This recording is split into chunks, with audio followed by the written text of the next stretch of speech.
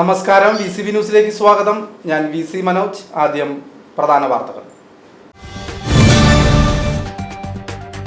ഈശോയുടെ പീഡാനുഭവത്തിന്റെ ഓർമ്മകൾ ഉണർത്തി ലോകമെങ്ങുമുള്ള ക്രൈസ്തവർ ദുഃഖവെള്ളി ആചരിച്ചു. മേഖലയിലെ ദേവാലയങ്ങളിൽ പ്രത്യേക പ്രാർത്ഥനയും പരിഹാര പ്രദക്ഷിണവും നടത്തി.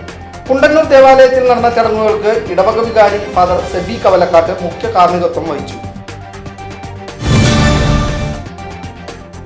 അമിത വേഗതയിൽ വന്ന കാർ നിരവധി യാത്രക്കാരെയും വാഹനങ്ങളും ഇടിച്ചു തെറിപ്പിച്ചു. പള്ളം ഭാഗത്തു നിന്ന് വന്ന കാർ ചെറുതുരുത്തി സ്കൂൾ പരിസരത്ത് വെച്ച് നാട്ടുകാർ തടഞ്ഞ് പോലീസിന് കൈമാറി. ഓടിക്കൂടിയ നാട്ടുകാരെ ഒഴിപ്പിക്കാൻ പോലീസ് ലാത്തി വീശി. സംഭവവുമായി ബന്ധപ്പെട്ട് യുവാവിനെതിരെ ചെറുതുരുത്തി പോലീസ് കേസെടുത്തു. 15ഓളം പരാതികളാണ് യുവാവിനെതിരെ സ്റ്റേഷനിൽ എത്തിയത്. കാഞ്ഞിരക്കോട് സെന്ററിൽ രോഗിയുമായി പോയ ആംബുലൻസ് കാറിന് പിന്നിലിടിച്ച് അപകടം. യാത്രക്കാർ പരിക്കേൽക്കാതെ രക്ഷപ്പെട്ടു. രക്ഷാപ്രവർത്തനത്തിന് മേൽനോട്ടം വഹിച്ച് കുന്നംകുളം MLA AC മൊയ്തീൻ.